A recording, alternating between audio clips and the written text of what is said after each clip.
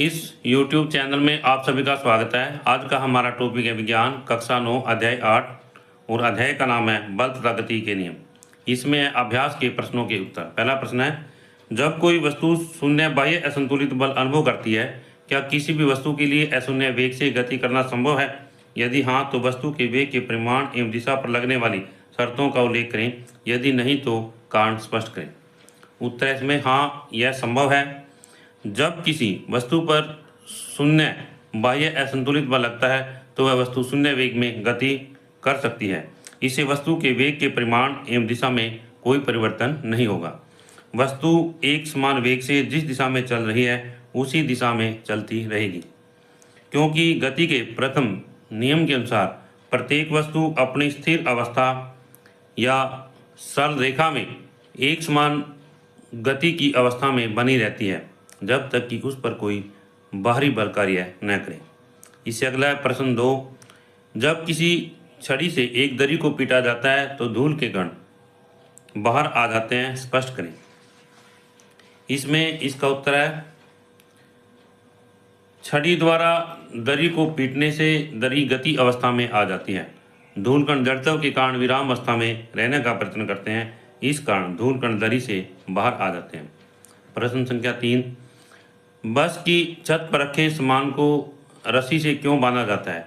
जब बस चल रही होती है तो छत पर रखा सामान भी बस के साथ गति में होता है। बस के अचानक ब्रेक लगाने से बस विराम अवस्था में आ जाती है, लेकिन छत पर रखा सामान जड़त्व के कारण गति अवस्था में रहने का प्रयत्न करता है। इस प्रकार सामान आगे की ओर गिर जाता है। जब बस विराम अवस्था में होती है तो बस पर का सामान भी विराम अवस्था में होता है। बस के अचानक चलने से बस गति की अवस्था में आ जाती है तथा सामान जड़त्व के कारण विराम अवस्था में रहता है। इसके कारण सामान पीछे की ओर गिर जाता है। इसलिए बस की छत पर रखे सामान को रस्सी से बांधा जाता है। प्रश्न संख्या 4, किसी बल्लेबाज द्वारा क्रिकेट की गेंद को मारने पर गेंद जमीन पर लुढ़कती है। कुछ दूरी चलने के पश्चात गेंद रुक जाती है। गेंद रोकने के लिए धीमी होती है, क्यों इसमें ये ऑप्शन दिए हुए हैं। ए ऑप्शन है इसमें, बल्लेबाज ने गेंद को पर्याप्त प्रयास से हिट नहीं किया। बी है, वेग गेंद पर लगाए गए बल के समानुपाती है। इससे आगे इसमें सी है, गेंद पर गति की दिशा के विपरीत एक बल कार्य कर रहा है। डी भाग है, गेंद पर कोई असंतुलित बल कार्यरत नहीं है, अतः गेंद विराम अवस्था में आने के लिए प्रयास रहता है। इसमें हमने सही विकल्प का चयन करना है और इसका उत्तर है, इसका सही विकल्प सी है। गेंद पर गति की दिशा के विपरीत एक बल कार्य कर रहा है, जिस कारण जो चलती हुई गेंद है धीरे धीरे रुक जाती है। इससे आगे प्रश्न संख्या 5 है, एक ट्रक विराम अवस्था से किसी पहाड़ी के से नीचे की ओर नियत त्वरण में लुढ़कना शुरू करता है। यह 20 सेकंड में 400 मीटर की दूरी तय करता है। इसका त्वरण ज्ञात करें। अगर इसका द्रव्यमान 7 टन है तो इस पर लगने वाले बल की गणना करें। यहाँ पर इसमें 1 टन जो है 1000 किलोग्राम के बराबर होता है। इसमें इसका उत्तर है ये, U बराबर 0 है, U बराबर 0 है और T बराबर 20 सेकंड है। S इसमें 400 मीटर है और M जो है 7 टन था, इसको 1000 से गुणा करते हैं 7000 किलोग्राम आ जाता है। इसके लिए हम गति के समीकरण S बराबर ut प्लस 1/2 at² का प्रयोग करते हैं। तो S का मान यहाँ पर 400 है और U प्रारंभिक वेग जो है 0 है, समय जो है 20 सेकंड दिया हुआ है, तो प्लस 1/2 a गुणा t²। a हमने यहाँ से निकालना है और t जो है 20 का वर्ग आ गया। अब आगे इसको सरल करते हैं। 400 बराबर 0 प्लस 1/2 a गुणा 400 के 200 को 2 से गुणा करते हैं, तो यहाँ 20 को 20 से गुणा करते हैं, कितना आ जाता है 400 आ जाता है। तो यहाँ पर हम देखते हैं, जो 400 है 2 के साथ कट गया, फिर 200 आ गया यहाँ पर, और इस प्रकार a का मान जो है 400/200 2 मीटर पर सेकंड स्क्वायर आ जाता है त्वरण का मान। जब त्वरण 2 मीटर पर सेकंड स्क्वायर आ जाता है तो इसलिए हमने क्या ज्ञात करना है, लगाए गए बल की गणना करनी है। तो इसमें F बराबर है m गुणा ए के, फार्मूला है, सूत्र है F बराबर m गुणा ए के। तो 7000 मास जो द्रव्यमान है 7000 किलोग्राम दिया गया है। ए का मान हमने यहाँ ऊपर निकाला था अभी 2 मीटर पर सेकंड स्क्वायर, तो इस तरह से 14000 न्यूटन आंसर आ जाता है। न्यूटन क्या है, बल की जो F है उसकी जो है इकाई है। अब इसमें आगे जो है प्रश्न संख्या 6 है, 1 किलोग्राम द्रव्यमान के एक पत्थर को 20 मीटर पर सेकंड के वेग से झील की जमी हुई सतह पर फेंका जाता है। पत्थर 50 मीटर की दूरी तय करने के बाद रुक जाता है। पत्थर और बर्फ के बीच लगने वाले घर्षण बल की गणना करें। हमने इसमें यहाँ पर पत्थर और बल है जो दिया गया है, बर्फ है, उसके बीच के घर्षण बल जो लगता है उसकी हमने गणना करनी है। यहाँ पर द्रव्यमान 1 किलोग्राम दिया गया है और वेग जो है 20 मीटर पर सेकंड है और दूरी तय है 50 मीटर है, फिर अंत में वो रुक जाता है। तो इस तरह से सवाल को हल करते हैं आगे कि यहाँ पर द्रव्यमान कितना 1 किलोग्राम, u बराबर 20 मीटर पर सेकंड प्रारंभिक वेग, आखिर में जाकर के पत्थर क्या है अंत में रुक जाता है तो v बराबर 0 हो गया, और s जो है दूरी तय करता है 50 मीटर है यहाँ पर, और घर्षण बल F हमने ज्ञात करना है। इसके लिए हम गति के समीकरण का प्रयोग करेंगे, v स्क्वायर बराबर है u स्क्वायर प्लस 2as। यहाँ पर v अंत में 0 है तो u जो है 20 मीटर पर सेकंड है, इसका स्क्वायर करेंगे प्लस 2 गुणा a गुणा 50 के, तो 400 प्लस में 100a आ जाता है। इस तरह से यहाँ पर a का मान जो है आ जाता है, यहाँ पर a का मान छोटा करते हैं इसको थोड़ा, a का मान कितना आ जाता है यहाँ पर 400/100 के, कितना है अभी 400/100। ये माइनस का निशान है यहाँ पर क्योंकि त्वरण जो है मंदन है यहाँ पर, इसलिए ये माइनस का निशान यहाँ से आया हुआ है, और ये 4 मीटर पर सेकंड स्क्वायर आ जाता है ए का मान। अब घर्षण बल किसके बराबर, F बराबर m गुणा ए के, तो F m गुणा ए, m यहाँ पर 1 किलोग्राम है और a यहाँ पर जो है हमने अभी निकाला था -4 निकाला था, तो यहाँ पर जो है इसको माइनस का निशान है यहाँ पर, और ये आ जाता है -4 न्यूटन। कितना आ जाता है अभी -4 न्यूटन आ जाता है, ये यहाँ पर माइनस का निशान है। इस तरह से घर्षण बल जो है हमारा आ जाता है। इसके बाद में अगला 7वां प्रश्न है, 8000 किलोग्राम द्रव्यमान का रेल इंजन प्रति 2000 किलोग्राम द्रव्यमान वाले 5 डिब्बों को सीधी पटरी पर खींचता है। यदि इंजन 40,000 न्यूटन का बल आरोपित करता है, कितना आरोपित करता है 40,000 न्यूटन का बल जो है आरोपित करता है, तो इसमें क्या होगा आगे, तथा यदि पटरी 5000 न्यूटन का बल घर्षण लगाती है तो ज्ञात करें नेट त्वरण बल और रेल का त्वरण। हमने रेल का त्वरण ज्ञात करना है और नेट त्वरण बल जो है ज्ञात करना है।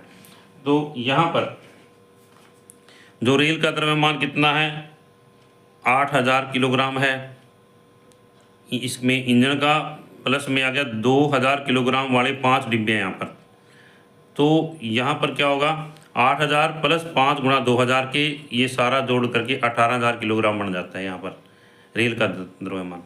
इससे आगे है, यदि इंजन 40,000 न्यूटन का बल आरोपित करता है, जो बल आरोपित कितना करता है 40,000 न्यूटन का, और पटरी जो है 5000 न्यूटन का जो घर्षण बल लगाती है, तो ज्ञात करना है नेट त्वरण और रेल का त्वरण। यहाँ पर जो है नेट त्वरण बल किसके बराबर है, यहाँ पर जो है नेट त्वरण बल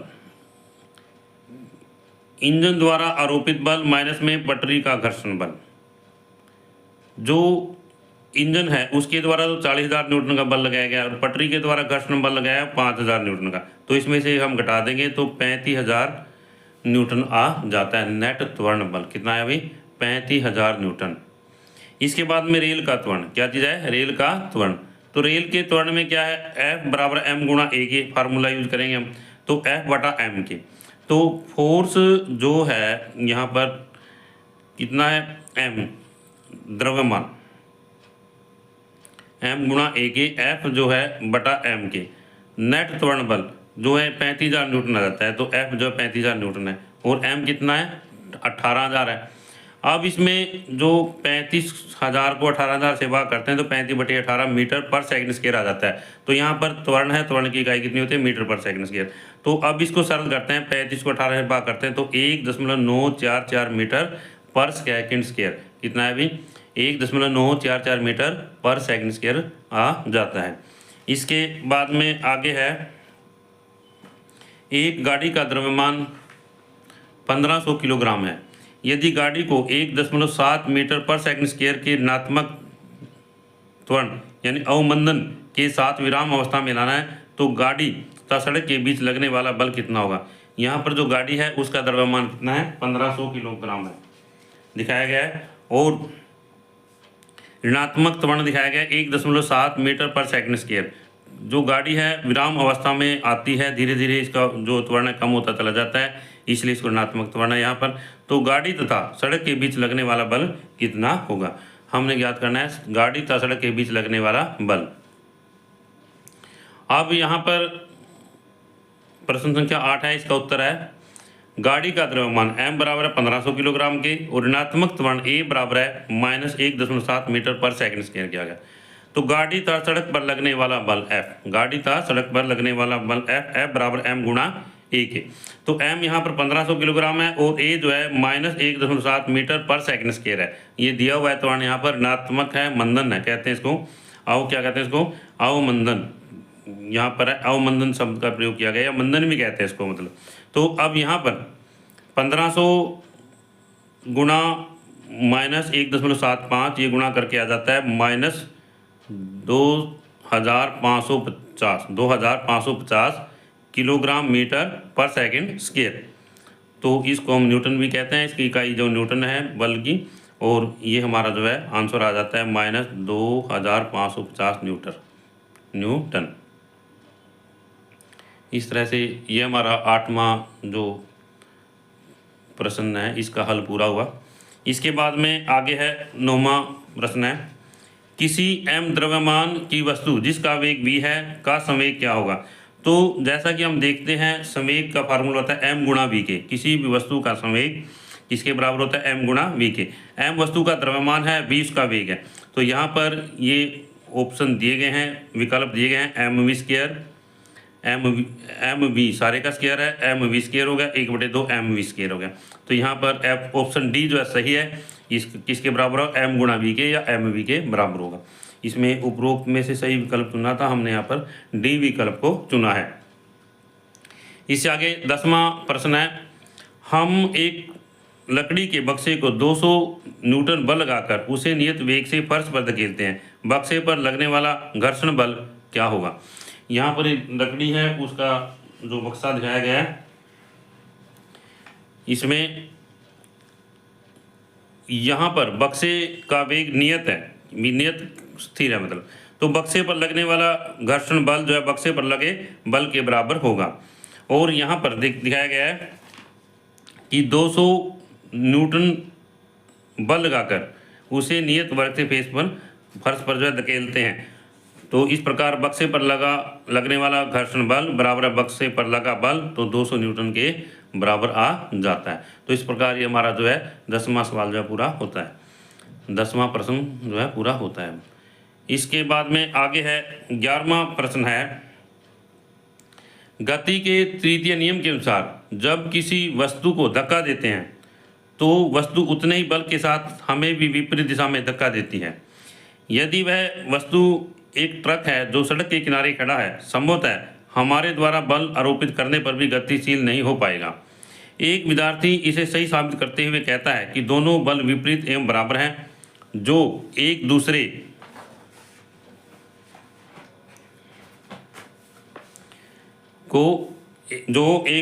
को निरस्त कर देते हैं। इसमें क्या है भी, जो एक दूसरे को निरस्त कर देते हैं। इस तर्क पर अपने विचार दें और बताएं कि ट्रक गतिशील क्यों नहीं हो पाता।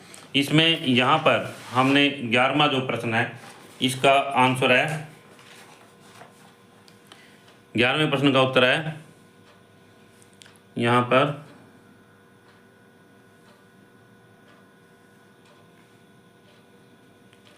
इसमें आएगा उत्तर नहीं, यह तर्क गलत है। गति के तीसरे नियम के अनुसार क्रिया और प्रतिक्रिया समान और विपरीत दिशाओं में होती हैं। क्या कहते हैं अभी? गति के तीसरे नियम के अनुसार क्रिया और प्रतिक्रिया समान और विपरीत दिशाओं में होती हैं। इसका अर्थ यह है कि जब एक वस्तु दूसरे वस्तु पर बल लगाती है तो दूसरी वस्तु भी पहली वस्तु पर बराबर और विपरीत दिशा में बल लगाती है, परंतु क्रिया और प्रतिक्रिया बल हमेशा दो अलग अलग वस्तुओं पर लगते हैं, इसलिए वे एक दूसरे को रद्द नहीं करते। इसमें आ गया ट्रक गतिशील क्यों नहीं हो पाता? ट्रक का द्रव्यमान अधिक है, द्रव्यमान अधिक होने के कारण उसका जड़त्व अधिक है। ट्रक को गतिशील करने के लिए अधिक बल की आवश्यकता होगी। क्या कहते हैं भाई? जो ट्रक है उसको गतिशील करने के लिए अधिक बल की आवश्यकता होगी, परंतु उस पर आरोपित बल कम होने के कारण ट्रक जो है गतिशील नहीं हो पाता। इससे आगे है 12वां प्रश्न है, एक 200 ग्राम द्रव्यमान, यहाँ पर है 200 ग्राम द्रव्यमान की एक हॉकी की गेंद 10 मीटर पर सेकंड से गति कर रही है। यह एक हॉकी स्टिक से इस प्रकार टकराती है कि यह 5 मीटर पर सेकंड के वेग से अपने प्रारंभिक वेग मार्ग पर वापस लौटती है। हॉकी स्टिक द्वारा आरोपित बल द्वारा हॉकी की गेंद में आए संवेग परिवर्तन के परिमाप का परिकलन कीजिए। यहाँ पर जो गेंद है उसका द्रव्यमान कितना है? 200 ग्राम है। कितना भी? 200 ग्राम। और गति जो है 10 मीटर पर सेकंड है यहाँ पर, और किसे टकराती है? हॉकी स्टिक से। यह 5 मीटर पर सेकंड के वेग से प्रारंभिक मार्ग पर जो वापस लौटती है। तो इसमें हॉकी के स्टिक द्वारा आरोपित बल गेंद में आए समय के परिवर्तन के परिमाप का हमने परिकलन करना है। यहाँ पर हम देखते हैं कि m जो है, m कितना है यहाँ पर? 200 ग्राम है। गेंद का द्रव्यमान कितना है? 200 ग्राम है। इसको हम किलोग्राम में बदलेंगे तो 1000 से भाग करेंगे 0.2 किलोग्राम आ जाता है। तो प्रारंभिक वेग 10 मीटर पर सेकंड है। गेंद का प्रारंभिक समय क्या होगा? m गुणा u के। तो 0.2 को 10 से गुणा करेंगे तो 2 किलोग्राम मीटर पर सेकंड आ जाता है। इसके बाद में हॉकी की स्टिक से टकराने के बाद में गेंद का वेग 5 मीटर पर सेकंड, ये यहाँ पर कम हो रहा है इसलिए माइनस का निशान है यहाँ पर। अंतिम वेग mv 0.2 गुणा -5 के -1 किलोग्राम मीटर पर सेकंड आ जाता है। तो गेंद के संवेग में परिवर्तन, तो गेंद के संवेग में परिवर्तन क्या होगा? अंतिम संवेग माइनस में प्रारंभिक संवेग। तो यहाँ पर इसको माइनस करते हैं। अंतिम संवेग -1 है और ये प्रारंभिक संवेग जो है माइनस, इसमें से घटा गया 2 चला गया, ये 2 था पहले, अब -2 हो गया, -2 है तो -1 -2 क्या गया। प्रारंभिक वेग संवेग कितना था भाई? 2 था, ये हमने यहाँ ज्ञात किया था यहाँ पर। ठीक है, तो अब जिसको घटा रहे हैं इसको, तो -1 फिर -2, तो ये कितना आ जाता है? -3 किलोग्राम मीटर पर सेकंड आ जाता है। तो यह है उसके जो गेंद है उसके संवेग में परिवर्तन जो है दिखाया गया है कि कितना होगा संवेग में परिवर्तन? -3 किलोग्राम मीटर पर सेकंड। इस प्रकार हमारा यह 12वां प्रश्न जो है पूरा होता है। इससे आगे 13वां प्रश्न है, 10 ग्राम द्रव्यमान की एक गोली सीधी रेखा में 50 मीटर पर सेकंड के वेग में चलकर एक लकड़ी के गुटके से टकराती है और 0.03 सेकंड के बाद रुक जाती है। गोली लकड़ी को कितनी दूरी तक भेदेगी? लकड़ी के गुटके द्वारा गोली पर लगाए गए बल के परिमाण की गणना करें। यहाँ पर ये गोली है जो उसका द्रव्यमान कितना है? 10 ग्राम है और u जो है इसका प्रारंभिक वेग 150 मीटर पर सेकंड है और 0.03 सेकंड के बाद में वह रुक जाती है। जो समय कितना हुआ 0.03 सेकंड। गोली लकड़ी को कितनी दूर तक भेदेगी हमने ज्ञात करना है। और आगे जो है लकड़ी के गुटके द्वारा गोली पर लगाए गए बल के परिमाण की गणना करें। इसमें 13वां प्रश्न है, इसका हल आगे जो हमें अभी पढ़ा है। तो m बराबर है 10 ग्राम के, तो 10 को 1000 से भाग करेंगे हम तो किलोग्राम में बदलेंगे, 0.01 किलोग्राम आ जाता है। u बराबर है 150 मीटर पर सेकंड और t बराबर है 0.03 सेकंड के। v जो है अंतिम वेग बराबर 0 है, यहाँ पर हो जाता है। और यहाँ पर v बराबर u प्लस at गति के समीकरण का हम उपयोग करेंगे। तो v बराबर 0 है, अंत में जाकर के रुक जाती है। u बराबर 150, a बराबर a हमने निकालना है यहाँ से पहले, और t जो है 0.03 है। तो इस तरह से a का मान जो है हम यहाँ से ज्ञात करेंगे। a गुणा 0.03 बराबर -150 के, a बराबर -150 बटे 0.03 के, ये आ जाता है -5000 मीटर पर सेकंड स्क्वायर आ जाता है। उसके बाद में s बराबर ut प्लस 1/2 at स्क्वायर, ये गति की समीकरण है। तो इसको हम 150 u है यहाँ पर, और t जो है 0.03 है, प्लस 1/2 a -5000 है, t यहाँ जो है 0.03 का वर्ग है। तो इस तरह से ये हल करके 150 गुणा 3/100 प्लस 1/2 -5000 गुणा 0.00099, तो ये आ गया, काट करके यहाँ पर 4.5 आ जाता है, और -1/2 गुणा में 4.5, ये हल करके इतना आ जाता है 4.5। इस तरह से 4.5 -1/2 4.5, तो 4.5 में 2.5 घटाते हैं तो 2.5 मीटर आ जाती है। दूरी जो है कितनी आई 2.5 मीटर। इससे आ गया लकड़ी के गुटके द्वारा लगाया गया बल, लकड़ी के गुटके द्वारा लगाया गया बल।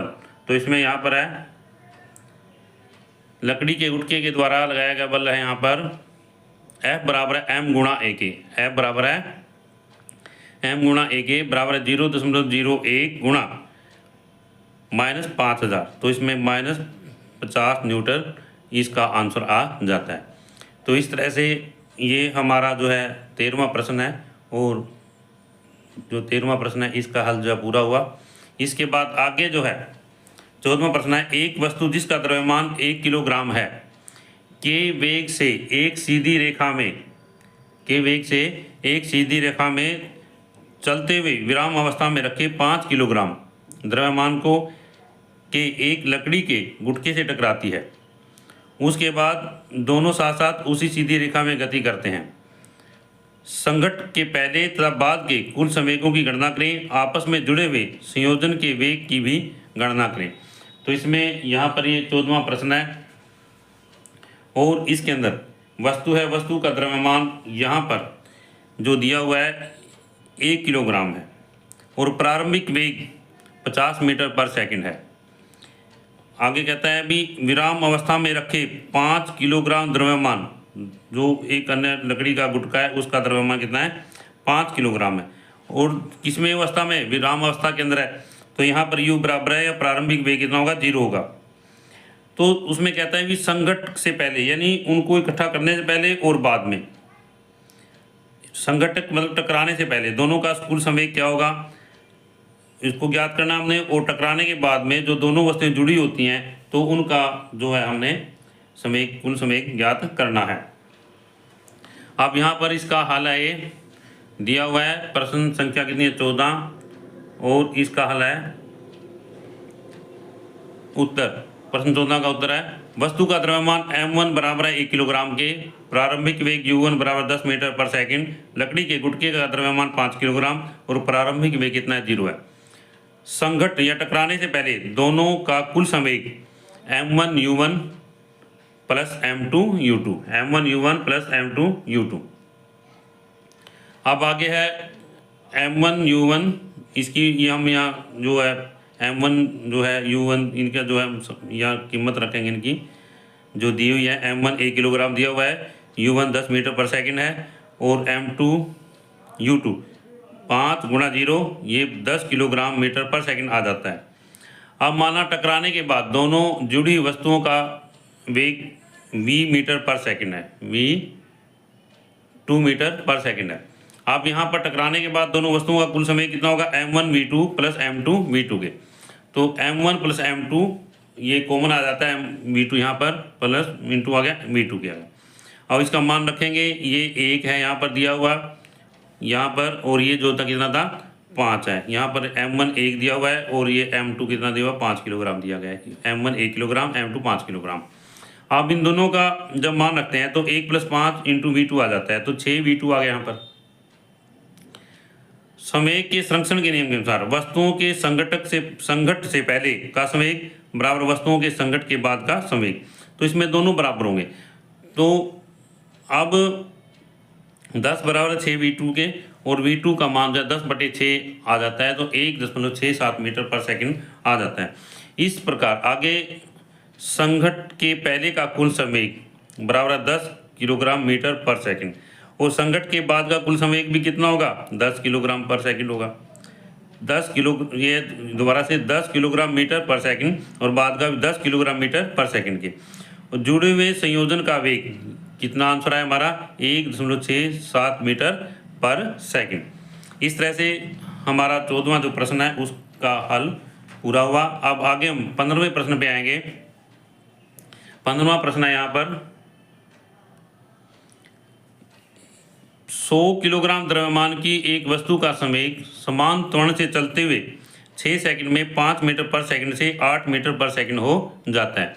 वस्तु के पहले और बाद के संवेगों की गणना करें, उस बल के परिमाण की गणना करें जो उस वस्तु पर आरोपित है।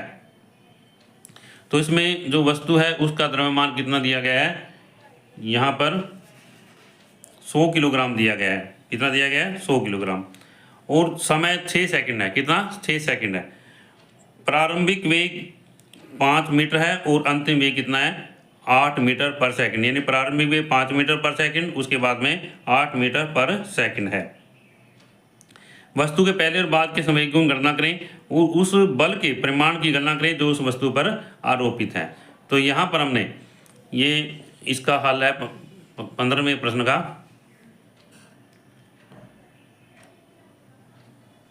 प्रश्न संख्या 15 का हल है। उत्तर m बराबर 100 मीटर के, t बराबर 6 सेकंड के और u बराबर 5 मीटर पर सेकंड। जैसे हमने अभी प्रश्न को की स्टेटमेंट पढ़ी थी उसमें अभी आपको बताया था v बराबर 8 मीटर पर सेकंड के। वस्तु का प्रारंभिक वेग p1 बराबर mu के 100 गुणा 5 के 500 किलोग्राम मीटर पर सेकंड, और अंतिम समय क्या हुआ, ये वस्तु का प्रारंभिक संवेग था, ये गया वस्तु का अंतिम संवेग p2 बराबर m गुणा v के 100 गुणा 8 बराबर 800 किलोग्राम मीटर पर सेकंड के।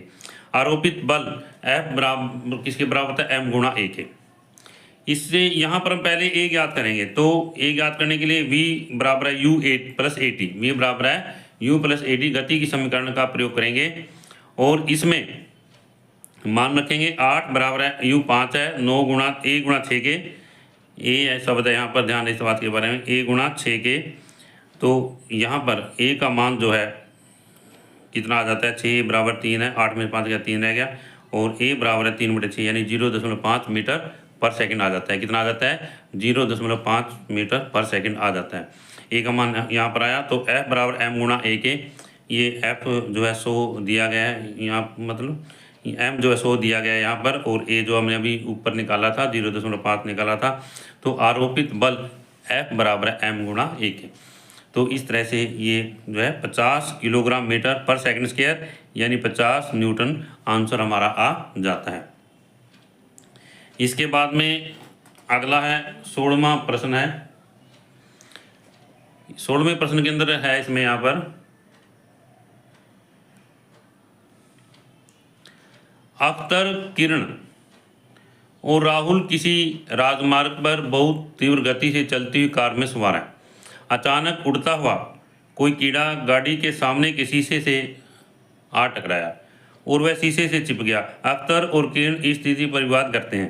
किरण का मानना है कि कीड़े के संवेग परिवर्तन का परिमाण कार के संवेग परिवर्तन के परिमाण की अपेक्षा बहुत अधिक है, क्योंकि कीड़े के वेग में परिवर्तन का मान कार के वेग में परिवर्तन के मान से बहुत अधिक है। अख्तर ने कहा कि चूंकि कार का वेग बहुत अधिक था, अतः कार ने कीड़े पर बहुत अधिक बल लगाया, जिसके कारण कीड़े की मौत हो गई।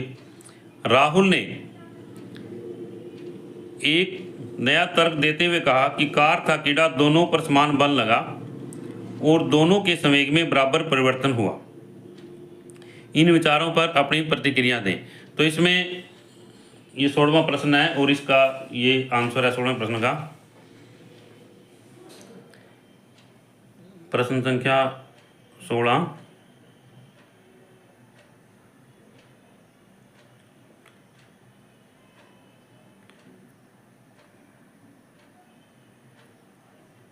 प्रश्न संख्या 16 का आंसर है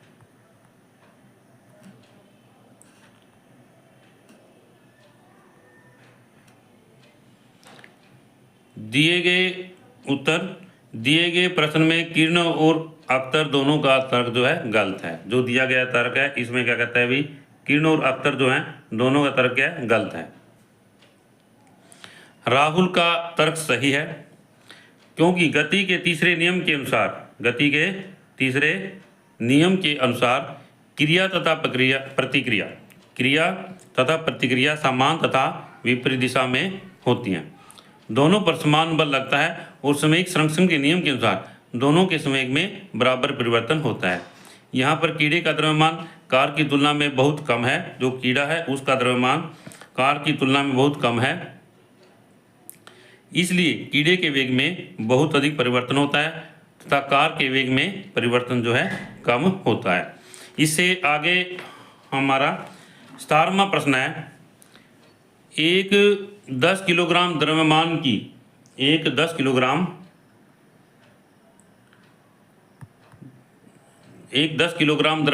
की घंटी 80 सेंटीमीटर की ऊंचाई से फर्श पर गिरी। इस अवस्था में घंटी के द्वारा फर्श पर स्थानांतरित संवेग के मान की गणना करें। परिकलन में सफलता हेतु नीचे की ओर दिष्ट त्वरण का मान 10 मीटर पर सेकंड स्क्वायर लें। तो इसमें 17वां प्रश्न है। यहाँ पर घंटी का द्रव्यमान कितना दिया गया है, 10 किलोग्राम है और ऊंचाई S जो है 80 सेंटीमीटर दी गई है। ए त्वरण जो है यहाँ पर हम 10 मीटर पर सेकंड स्क्वायर लेंगे, क्योंकि गुरुत्वीय त्वरण जो है 9.8 मीटर पर सेकंड स्क्वायर होता है और सुविधा के लिए 10 मीटर पर सेकंड स्क्वायर लिया जाता है। अब आगे इसमें यहाँ देखते हैं हम, ये 17वें प्रश्न का उत्तर है। ए बराबर 10 मीटर पर सेकंड स्क्वायर के, एस बराबर 80 सेंटीमीटर यानी 80/100 0.8 मीटर आ जाता है। एम बराबर 10 किलोग्राम के, यू बराबर 0। माना कि अंतिम वेग v मीटर पर सेकंड है, तो हम गति के समीकरण का प्रयोग करेंगे v² - u² बराबर 2as के। तो यहाँ पर v² हुआ, u² इधर ले जाते हैं प्लस का, प्लस 2s के। इसका मान रखते हैं u बराबर 0 है, 2 गुणा a यहाँ पर 10 है गुरुत्वीय त्वरण और 0.8 ये दूरी दी गई है, डिस्टेंस या दी गई है इसमें यहाँ पर, क्योंकि इसमें ऊंचाई है यहाँ पर 80 सेंटीमीटर और यहाँ पर आगे इसको गुणा करते हैं तो 16 आ जाता है। तो v² 16 है, तो v बराबर आ गया 4 मीटर पर सेकंड। घंटी द्वारा फर्श पर